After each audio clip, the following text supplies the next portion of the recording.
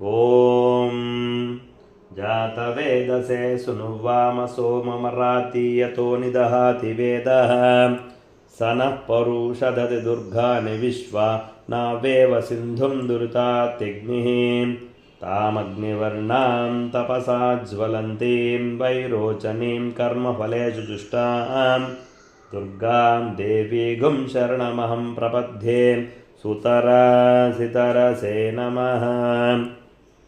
अग्नित्वं पारयानव्यो अस्मा स्वस्तिभिरति दुर्गानि विश्वा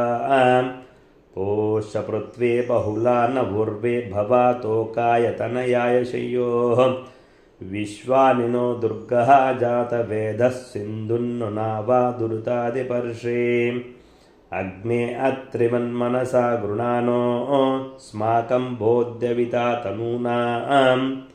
पृतनाजितगुं सहमानमुग्रमग्निगुं हुवेम परमा तदस्तात्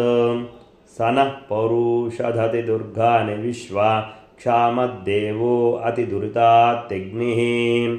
प्रत्नोषिकमेढ्वो अध्वरेषु शनाच्च होता नव्यस्य तत्सि